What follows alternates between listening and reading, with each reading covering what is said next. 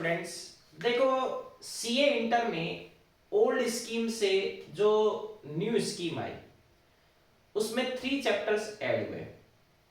सबसे पहला देखो आपका है ये companies incorporated outside the India. तो लॉ में जो 3 चैप्टर्स ऐड हुए उसमें से एक तो ये फॉरेन कंपनी, फिर एक फेमा आ जाएगा और एक एलएलपी आ जाएगा। तो अब उसका ये रिवीजन वीडियो है companies incorporated outside the India. तो इसका मतलब सबसे पहले हम किसकी बात कर रहे हैं? Foreign company.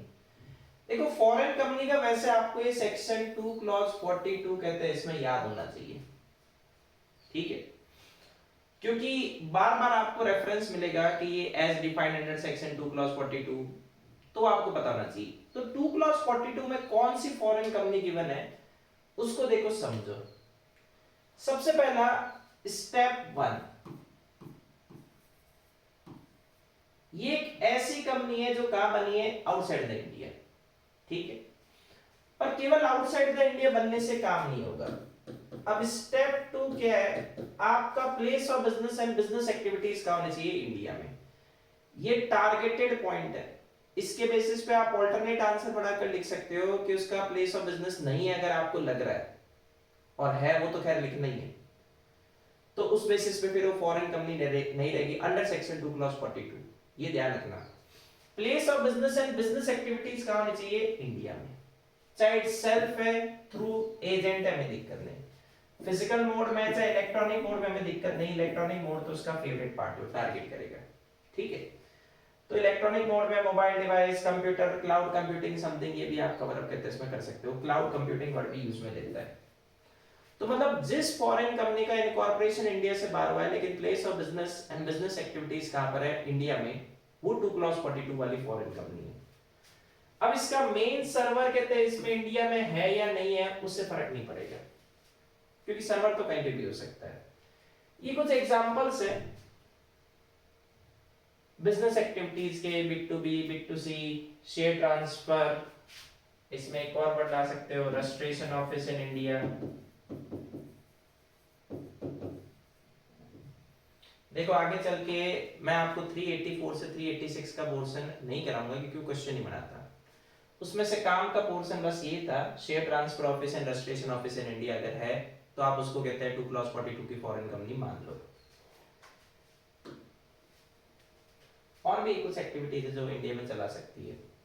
379 बहुत बढ़िया सेक्शन है, ध्यान रखना, क्योंकि आपको क्वेश्चन में कहते हैं इसमें कई बार कंफ्यूजन हो सकता है कि मैं आखिर कंक्लूजन क्या लिखूं, कैसे होगा समझना। Applicability of companies act 13 on foreign company. जो कंपनी 2 क्लॉज 42 में डिफाइंड है, मतलब ऊपर वाला क्राइटेरिया तो पूरा कर ही रही, उसको कंपनीज एक्ट 13 से कहते हैं इसमें गवर्न करना है सेम उसी तरीके से जैसे ये कहां पर रजिस्टर्ड होती? इंडिया में।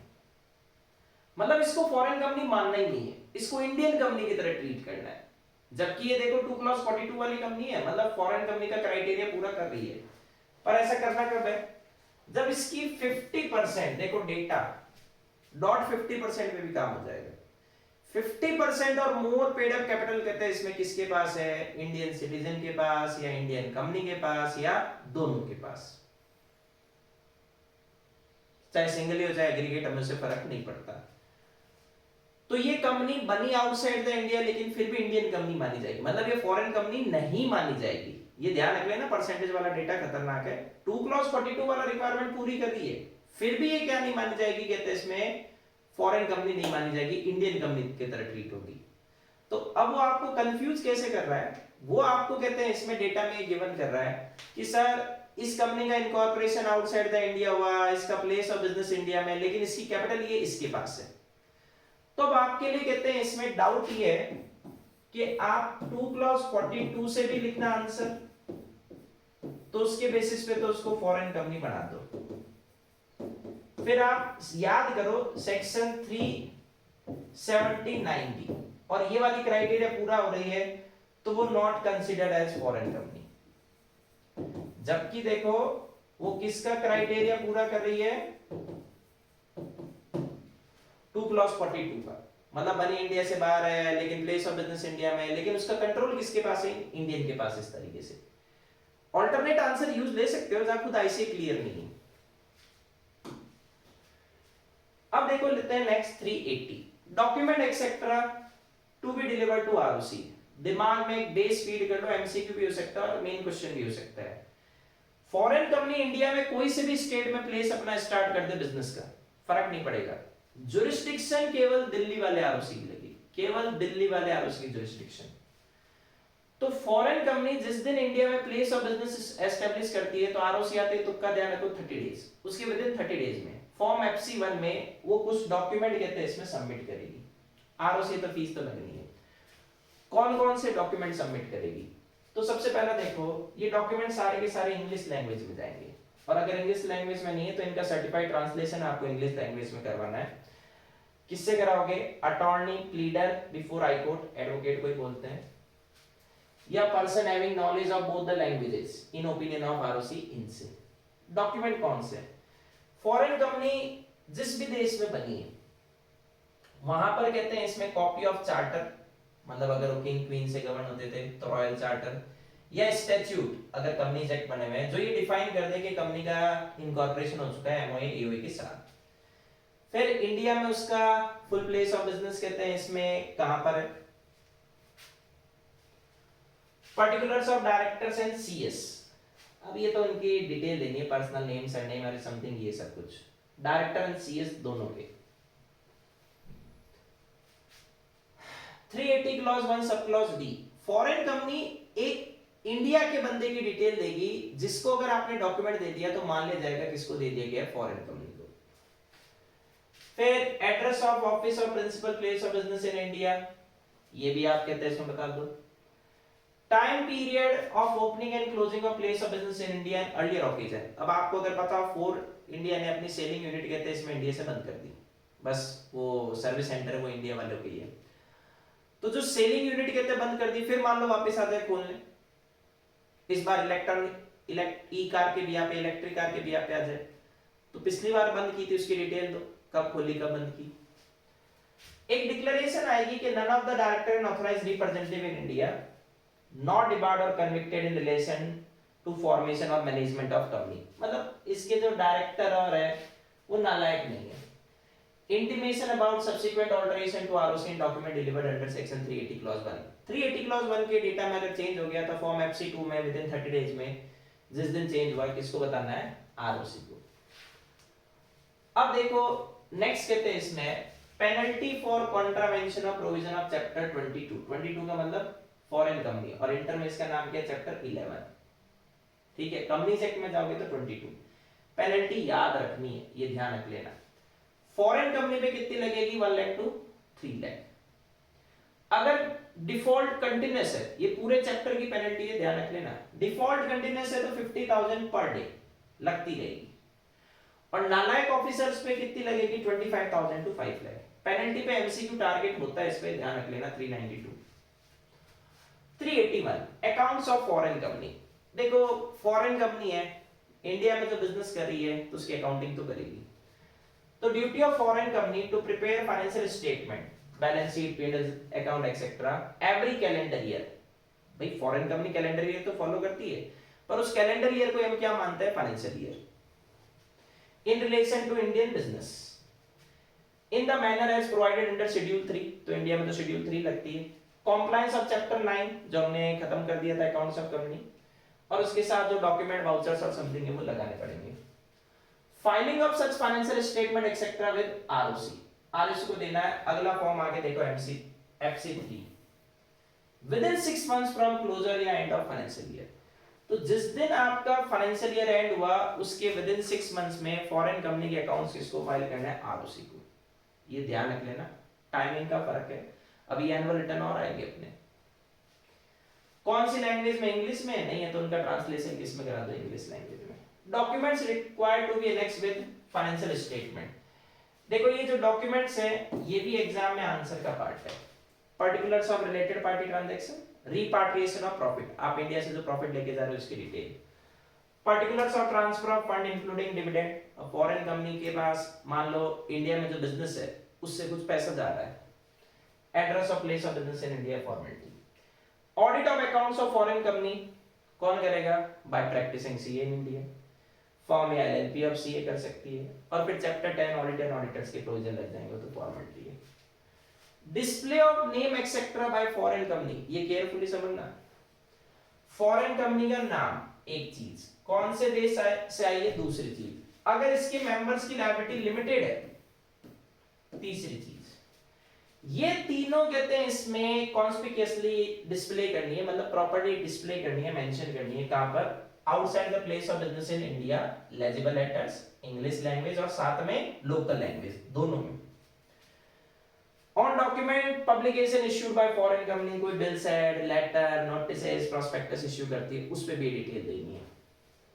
383 मतलब फॉरेन कंपनी का नाम कहां से आई और मेंबर की लायबिलिटी लिमिटेड है, तो अगर लिमिटेड नहीं होती तो ये वाला हटा दो, अनलिमिटेड तो हम वैसे भी मान लेते। साइलेंट में लिमिटेड वाला एंगल को हम टारगेट कर रहे हैं। Serving of process, notice, other document etcetera on foreign company, foreign company पे डॉक्यूमेंट और कैसे सर्व करोगे? इलेक्ट्रॉनिक मोड, पोस्ट से भेज दो, या फिर 380 क्लॉज 1 सब क्लॉज डी वो इंडिया वाले बंदे को भेज दो। 384 से 386 देखो, मैंने आपको सिंपली कहते हैं इसमें क्या कहा है, ये मेनली रीडिंग है, ये नोट से कर लो। इसमें वो काम का डेटा था, share registration and transfer office वाला इंडिया में, वो मैं आपको बता सकता हूं, तो उसके बेसिस पे फॉरेन कंपनी मानना है।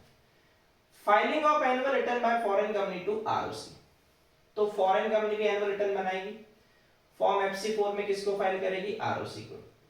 Time period for filing of such annual return with ROC within 60 days from end of financial year. देखो ये टाइमिंग ध्यान रखना, फॉरेन कंपनी के accounts within 6 months from end of financial year, और annual return within 60 days जिससे वो related थे। Normal Indian company होती तो annual return within 60 days from, इसको आप ऐसे ध्यान रखो, date of AGM. Normal Indian company इतने टाइम में फाइल करती है। ये नॉलेज के लिए ध्यान रखो, 3 टॉपिक है, GDR, ADR, IDR. Indian company की वर्ल्ड के किसी भी देश में अगर डिपॉजिटरी रिसिप्ट लिस्टेड है तो उसका नाम है जीडीआर। इंडियन कंपनी की डिपॉजिटरी रिसिप्ट केवल अमेरिकन स्टॉक एक्सचेंज पे लिस्टेड है, उसके नाम है एडीआर। फॉरेन कंपनी की डिपॉजिटरी रिसिप्ट इंडिया में लिस्टेड है, उसका नाम क्या है? IDR, Indian depository receipt. तो देखो 387 से 389 इंक्लूडिंग 390 भी मान लो, इन सब में कॉमन पोर्शन गिवन है। वो कॉमन पोर्शन देखो केयरफुली समझना है, बार बार रिपीटेड है।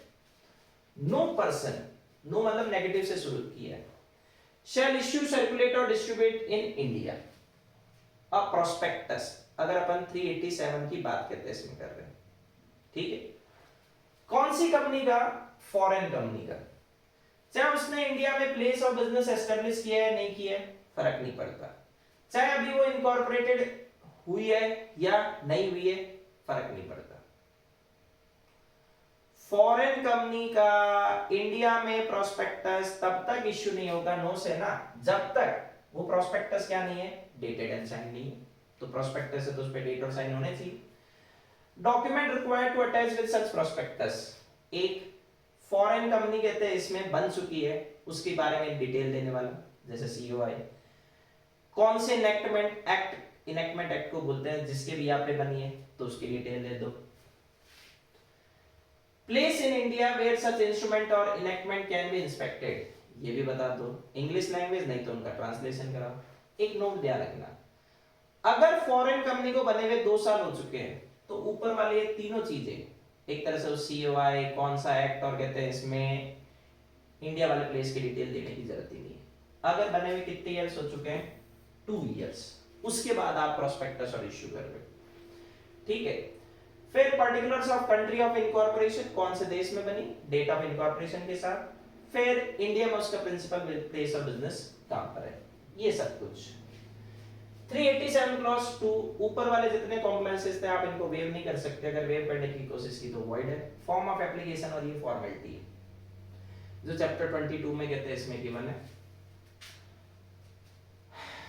एक जैसे अपन देखेंगे एक्सपर्ट की कंसेंट अभी 388 में आएगी, अगर आपने उसका स्टेटमेंट दिया है तो उसकी कंसेंट से लोगे वो connection. Non applicability of section 387, कब एप्लीकेबल नहीं होगा। देखो जब डिटेल ऑलरेडी पता हो तो आपको इतनी सारी डिटेल फिर से देने की जरूरत नहीं है। ऑन प्रोस्पेक्टस और फॉर्म ऑफ एप्लीकेशन, जब सिक्योरिटीज किसको इश्यू करें हम, अपने एग्जिस्टिंग मेंबर्स डिबेंचर होल्डर, मतलब राइट इश्यू, तो मेंबर्स के पास तो हमारी डिटेल पहले से होती है। तो अभी अपन ने जो ये डिटेल देखी इतनी सारी, ये देने की जरूरत नहीं है, मेंबर्स हमारे बारे में जानते हैं। या हमारी सिक्योरिटीज कहते हैं इसमें यूनिफॉर्म है प्रीवियसली इश्यूड सिक्योरिटी से, मतलब हम एफपीओ ला रहे हैं तो आईपीओ के टाइम में हमने ऑलरेडी डिटेल दे दी। तो ऐसे केस में बस आपको कहते हैं इसमें 387 प्रोस्पेक्टस की डेट के रिगार्डिंग फॉलो करना, उसके कंटेंट के रिगार्डिंग नहीं करना। फिर अगर मान लो कहते हैं आपने कुछ गड़बड़ की है, मिस स्टेटमेंट और दिए, तो 387 से आप बचोगे नहीं, मतलब आपकी लायबिलिटी तो रहेगी। 388 provision as to expert consent and allotment. देखो एक्सपर्ट एक अनबायस्ड पर्सन है, उसका स्टेटमेंट कहते हैं इसमें फॉरेन कंपनी वाले प्रोस्पेक्टस में लेना है तो पहले उसकी रिटर्न कंसेंट लेंगे और उसने उस कंसेंट को विड्रॉ नहीं किया। अब ये देखो डिटेल वापस वही सेम है, नो पर्सन सेम है सेक्शन 387 का मतलब क्या है, no person shall issue circulate any prospectus in India जिसमें एक्सपर्ट के बारे में गिवन हो जब तक उसकी कंसेंट नहीं ली गई हो, वो आ जाएगा। तो अगर प्रोस्पेक्टस में एक्सपर्ट का स्टेटमेंट है तो ये स्टेटमेंट कैसे गिवन होगा, उसकी एक्सपर्ट की रिटर्न कंसेंट से, उसने उस कंसेंट को विड्रॉ नहीं किया। अगर मान लो ये स्टेटमेंट प्रोस्पेक्टस में गिवन नहीं है तो सेक्शन 33 एंड 40 को फॉलो करो, मतलब एवरेज प्रोस्पेक्टस एंड सेक्शन 40 में तो बहुत सारी चीजें कहते हैं इसमें गिवन है, अंडरराइटिंग कमीशन कहते हैं इसमें गिवन है, फिर आपकी सिक्योरिटीज स्टॉक एक्सचेंज पे लिस्ट कहते हैं इसमें करवाना, ये भी गिवन है, पैसा सेपरेट बैंक अकाउंट में जमा कराना, वो फॉलो करो। और on the face of prospectus में आप लिख दो कि सर एक्सपर्ट ने अपनी कंसेंट दे दी है। 389 registration of prospectus with ROC. देखो 387 में हमने प्रोस्पेक्टस सीधा इंडिया में इश्यू कर रहे थे, अब 389 में भी शुरुआत की लैंग्वेज वही है, फॉरेन कंपनी के बिहार पे इंडिया में प्रोस्पेक्टस कहते हैं इसमें तब तक इश्यू नहीं किया जाएगा जब तक उसका रजिस्ट्रेशन पहले किसके पास नहीं हो जाए, आरओसी के पास। अब आरओसी के पास रजिस्ट्रेशन के टाइम पर उस पे ड्यूली सर्टिफाइड कौन करेगा, कंपनी का chairperson, 2 directors, approved by managing body of company by resolution, file करेंगे आरओसी को, और फेस ऑफ प्रोस्पेक्टस पे लिख देंगे कि सर हमने कॉपी आरओसी को दे दी है। Document required to be annexed with such prospectus, कौन कौन से देने हैं, 388 में हमने एक्सपर्ट की कंसेंट ली, दे दो। एमडी मैनेजर और को अपॉइंट कर रखा है तो उनको अपॉइंट करने के टाइम पर रिटर्न कॉन्ट्रैक्ट बना उसकी कॉपी, और कॉन्ट्रैक्ट रिटर्न में नहीं है तो उसकी डिटेल लिख दे मेमोरेंडम में, उसकी कॉपी। फिर copy of all material contracts जो ऑर्डिनरी कोर्स ऑफ बिजनेस में नहीं बने पिछले 2 सालों में, मतलब company routine goods sale purchase करती है उसकी डिटेल बता दो, कोई दिक्कत नहीं है। पर कंपनी ने कोई प्रॉपर्टी खरीदी तो उसकी डिटेल बताओ। Underwriting agreement, power of attorney, अगर मान लो डायरेक्टर और के भी यहाँ पे साइन कहते हैं किसी बंदे ने किए तो। इशू ऑफ आईडीआर, ये भी ध्यान रखो। इंडियन डिपॉजिट रिसिप्ट, अभी आपको क्या समझाया था, फॉरेन कंपनी के भी यहाँ पे इंस्ट्रूमेंट कहाँ पर इश्यू हो रही है, इंडिया में, मतलब आसान शब्दों में फॉरेन कंपनी की सिक्योरिटीज कहाँ इश्यू हो रही है, इंडिया में। किस नाम पर, डिपॉजिटरी रिसिप्ट के नाम पर, और इसे किसने क्रिएट किया है, डोमेस्टिक डिपॉजिटरी इंडिया।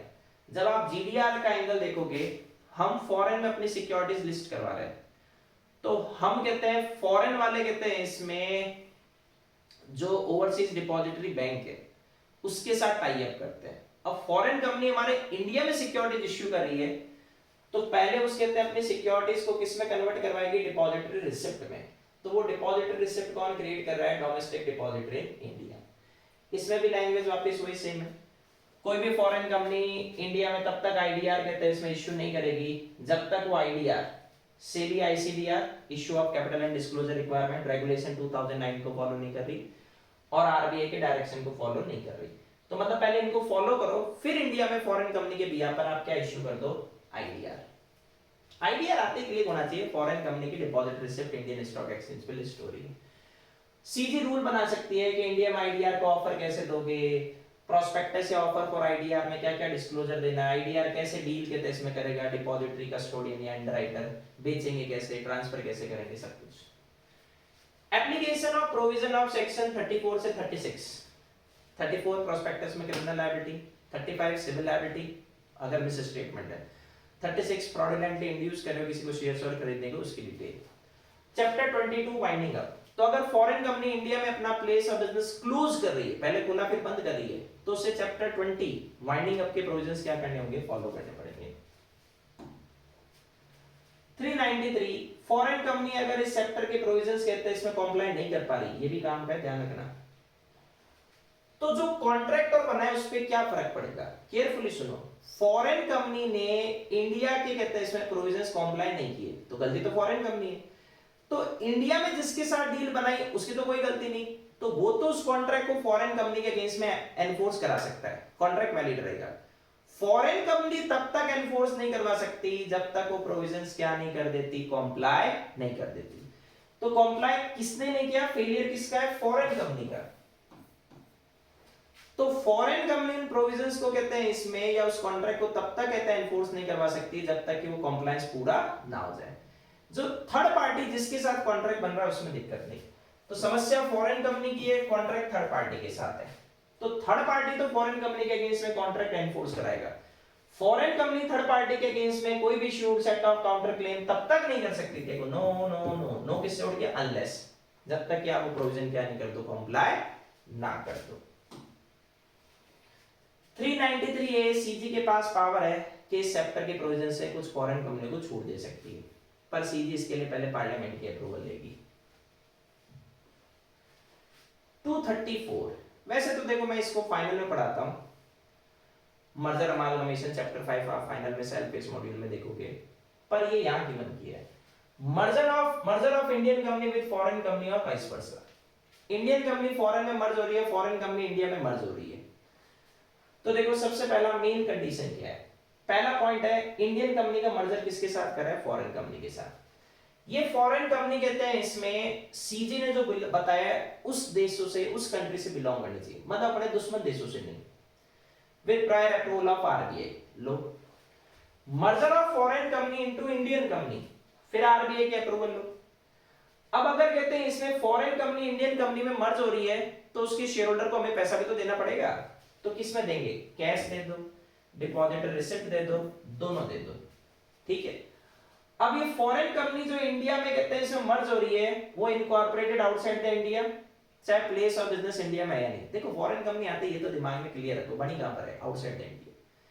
अब उसका इंडिया में प्लेस ऑफ बिजनेस है तो सेक्शन 2 क्लॉज 42 वाली कंपनी है, और इंडिया में प्लेस ऑफ बिजनेस नहीं है तो सेक्शन 2 क्लॉज 42 वाली फॉरेन कंपनी नहीं है। अब आपको पता है मुकेश अंबानी ने फॉरेन की कहते हैं इसमें एक चॉकलेट बनाने वाली कंपनी, एक टॉयज बनाने वाली कंपनी रिलायंस इंडस्ट्रीज के नेम पर खरीदी है, तो वो फॉरेन कंपनी कहते हैं इसमें किस में मर्ज होगी, इंडियन कंपनीज में, तो होने दो। लास्ट थिंग, आप अगर फॉरेन कंपनी का नाम फालतू यूज ले रहे हो, मतलब सपोज करो आपकी होल्डिंग कंपनी फॉरेन में बनी और आप उसकी इंडियन सब्सिडरी हो, तो इंडियन सब्सिडरी खुद को कहते हैं इसमें फॉरेन कंपनी थोड़ी बोलेगी, वो तो इंडिया में बनी है। तो फॉरेन कंपनी का कहते हैं इसमें आप नाम फालतू में लगाओगे जबकि आप फॉरेन कंपनी नहीं हो, तो आपके अगेंस्ट में सेक्शन 210 वाले कहते हैं इसमें एक्शंस लिए जाएंगे। 210 में सेंट्रल गवर्नमेंट फिर आपके इन्वेस्टिगेशन का ऑर्डर दे सकती है। तो ये आपका छोटा सा चैप्टर फॉरेन कंपनी। बस वो जो मैंने कनेक्शन आपको शुरुआत में समझाया था, देखो स्टेप्स अपन ने क्या लिए हैं, सेक्शन 2 क्लॉज 42 वर्सेस सेक्शन 379। तो अब वो इसकी कंडीशंस फुलफिल कर रहा है और इसकी भी फुलफिल कर रहा है। अब इसकी फुलफिल करने का मतलब कंट्रोल इंडियन सिटीजन के पास है, तो उसको क्या ट्रीट करना है, not considered as foreign company.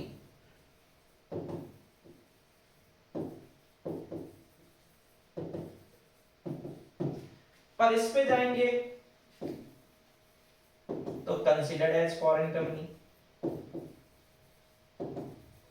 तो आप ऐसे दोनों एंगल बनाकर लिखना, अगर कंफ्यूजन कहते हैं इसमें हो भी जाए, ऑल्टरनेट आंसर करके एक और पार्ट बनाकर लिख दो और उसमें पर्टिकुलर फिर सेक्शन नंबर कोट करना जरूरी है। एक बात तो ये। दूसरी बात वो मैंने आपको 380 के बिया पे बताई, कहीं पर भी बन जाओ जुरिस्डिक्शन किसका लगेगा, दिल्ली आरओसी का। तीसरी बात, फॉरेन कंपनी कहते हैं इसमें अपने जो अकाउंट्स है वो फाइनेंशियल ईयर एंड होने के 6 मंथ्स में फाइल कर रही है, FC3। चौथी बात, फॉरेन कंपनी अपने एनुअल रिटर्न ईयर एंड होने के कहते हैं इसमें विदिन 60 डेज में फाइल कर रही है, FC4। पांचवी बात पेनल्टी काम की है, एक ही सेक्शन 392 वाला एंगल कहते हैं इसमें ले लो। छठी बात 387 से 390 तक में फॉरेन कंपनी के रिगार्डिंग जब सिक्योरिटी इश्यू हो रही है तो उसका प्रोस्पेक्टस, एक्सपर्ट की कंसेंट, फिर वो प्रोस्पेक्टस का उसी के पास रजिस्ट्रेशन और आईडीआर, सब में कॉमन लाइन लिखो भाई। फॉरेन कंपनी के बिया पे ये काम तब तक नहीं होगा जब तक आप कहते हैं इसमें पहले कॉम्प्लायंस पूरा नहीं कर दो, तो वो वर्डिंग उसके अकॉर्डिंग बना देना। तो यहाँ आपका फॉरेन कंपनी का चैप्टर खत्म। देखो लाइक व्यूज और कहते हैं इसमें आपके जो भी अच्छा लगे बुरा लगे वो देते रहा करो, फिर अगला वीडियो कहते हैं इसमें भेजता हूँ।